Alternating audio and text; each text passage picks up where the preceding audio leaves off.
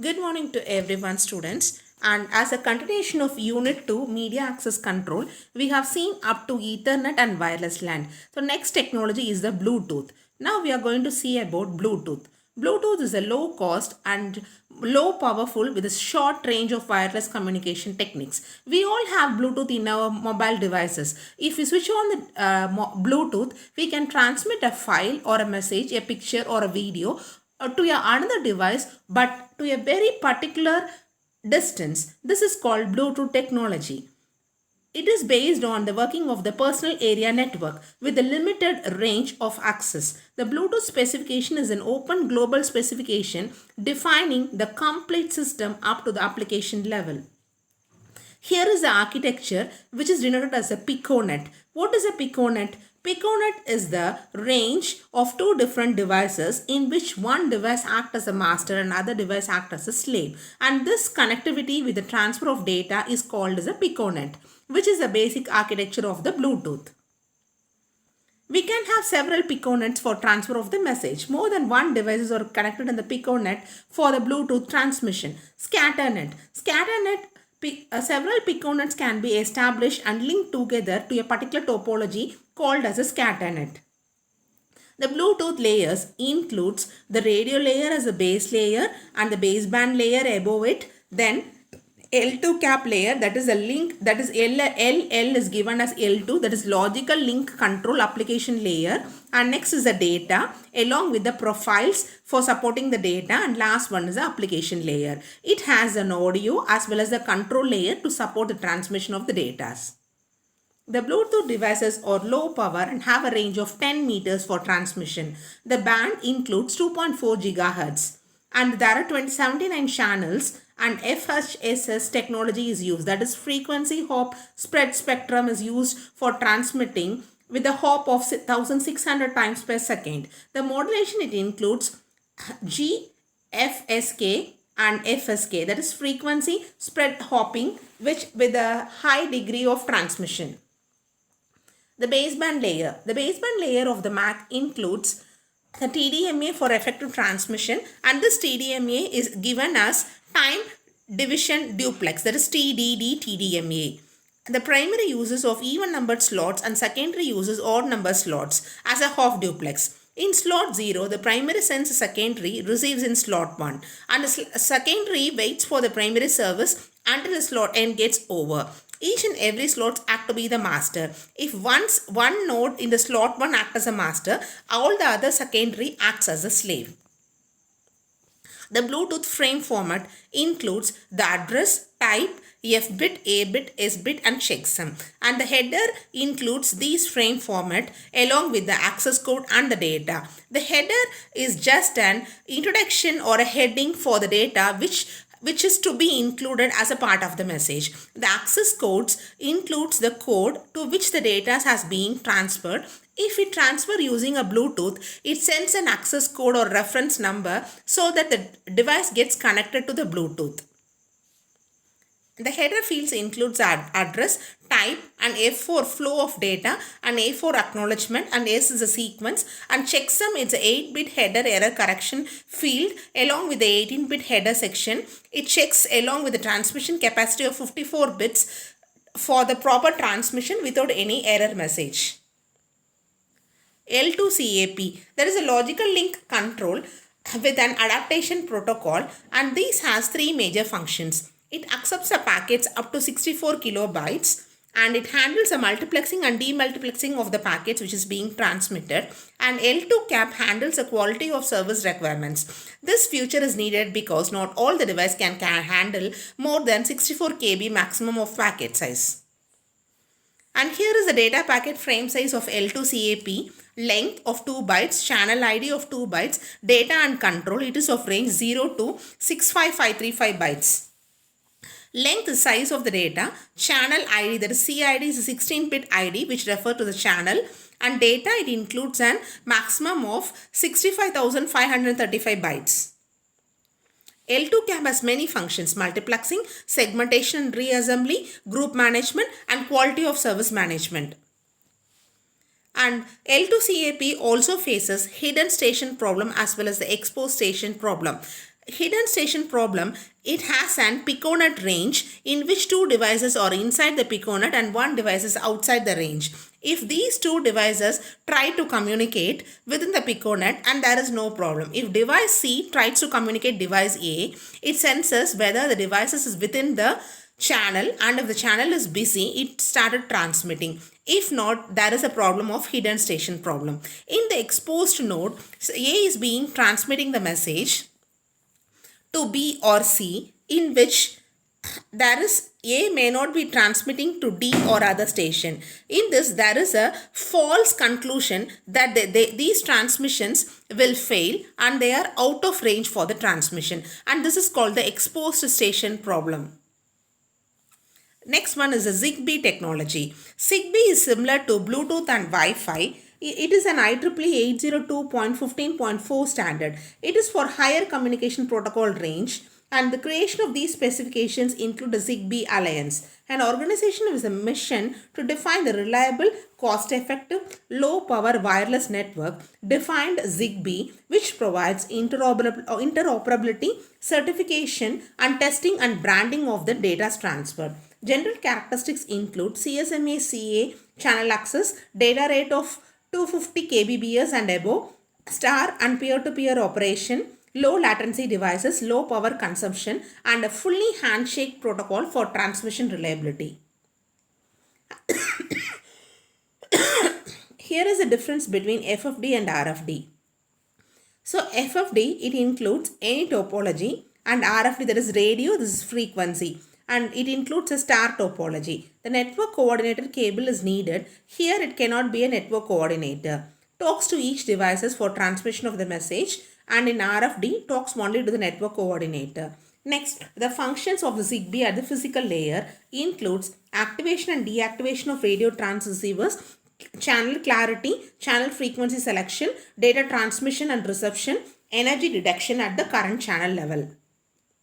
Network layer services. Network layer services include three most important functions, and these network layer is used to provide a refined path for transmission of the data before routing.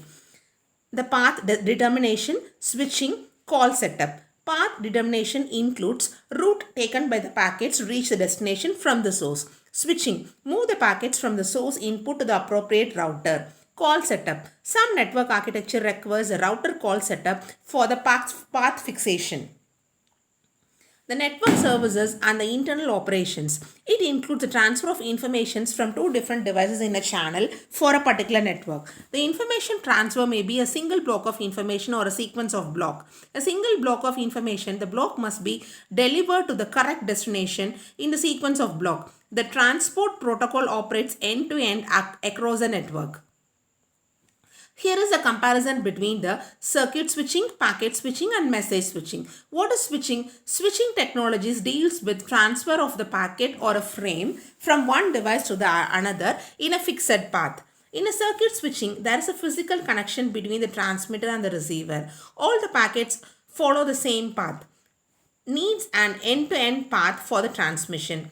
Reverses the entire bandwidth in advance, whereas in packet switching, no physical path is needed. Packets travel independently. No need for end-to-end path transmission. Does not reserve the bandwidth in advance. Message switching. No physical path is set in advance between the transmitter and the receiver. The packets are stored and forwarded. Same as the packet switching, and if there is an end-to-end path needed, it is similar to packet switching and there is no need. When we taken into account the reserve of the bandwidth, it is similar to the packet switching as it is done in message switching. And here is a timing diagram for transmission of circuit switching, packet switching and the message switching. So congestion occurs in packet switching, whereas in message switching, no congestion is needed. No suitable handling interaction traffic is there in packet switching, whereas in circuit switching and message switching, it is similar as for handling the interactive traffic. So the recording of the packet is possible in message switching, whereas it is not needed in circuit switching.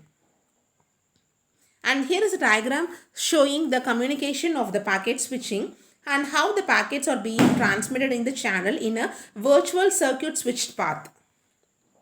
Advantages of packet switching: uses the resources more efficiently Very little tear down time, improved bandwidth, and small size packet reduces the transmission delay. Disadvantage: it is very complex, difficult to build the customers. Switching must be more powerful. The packets may be lost during the switching. And here is a switching office which transfers a telephone call from one sender to the receiver. This is how a circuit switching occurs.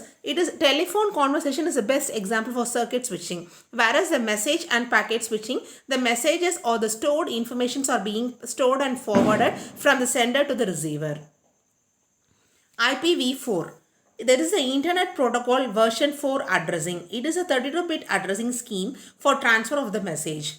The IP address includes the 8-bit octet in a range of 100000000. Similarly, of 4 different 8-octet bit. The address may be given as in a binary notation 193.32.216.9. It is of different classes: Class A, Class B, Class C, Class D and Class E. Class D and E it is unused and is used for research and extension purposes. We use class A, B and C in the day-to-day transfer of the message. It is an octet decimal representation. Each octet decimal is given as a 8-bit binary notation, and the hexadecimal notation can be used as 8b.39.c2.43 as it is given in IPv4. In IPv6 version, it is an 128-bit addressing scheme used for transfer of the message from one node to the other on the network. And here is the different classes and the number of blocks in the block size. Class A, 128 number of blocks. Block size is 16777216. Class B, block size 16384.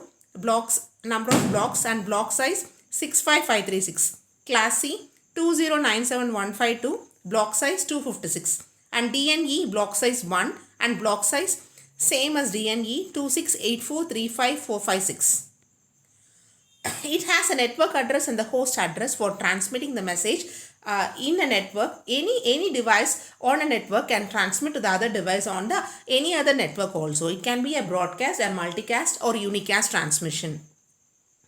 And special address includes a network address, direct broadcast address, limited broadcast address, the host network on the PC, the loopback address, and specific host on the network. The IPv4 in TCP/IP format is there with several layers has been defined. The physical and data link layer include the WAN technology for underlying the LAN transmission, and network layer includes IPv4 along with ICMP, ARP, RAP protocol for effective transmission under the routing. The transport layer usually includes TCP and UDP along with SCTP. The application layers includes different protocols such as HTTP, SMTP, FTP, PPP, DNS and boot protocol. And here is a header format for IPv4. It includes a version, header length, service type, total length, datagram identification, flags, fragment offset, time to live period of the particular frame, the protocol, checksum along with the source and the destination address. The total length gives the length of the datagram, header and the data. The identification bits is a unique bit for the fragmentation, and flag includes a control flag. If it must be 0 if the first bit is reserved. Second bit it is done as do not fragment, and third bit is done as more fragment. The fragment offset, it is a 64-bit segment which includes a header byte and is not counted. TTL is a time to live of the packet. It is a time when the packet is being alive. The header checksum is for error-free message transmission, and protocol includes the protocol number ICMP 1, TCP 6 and UDP 17. The header checksum includes the error-free message to be checked for transmission of the data. Source and destination IP address, 32-bit source and destination address. Subnet mask. A subnet mask can be defined using a decimal equivalent of the binary pattern. For a class A, network.node.node.node. Class B, network address.node.node. Class C, network.node. It is given as 255.0.0.0 class A. Class B, 255.255.0.0. Class C, 255.255.255.0. What is masking? The process that extracts the address of the physical network from an IP address is called masking. We use a subnet mask to mask the address for transmission of the message from source to the destination along with the IP address. And we follow two different rules for level of masking, boundary and non-boundary. Boundary includes a range from 0 to 255 and non-boundary there is no specific range. How to calculate how many subnets are there in a network? To find the number of subnets, we use a formula 2 to the power of n or 2 to the power of x, where x the number of masked bit.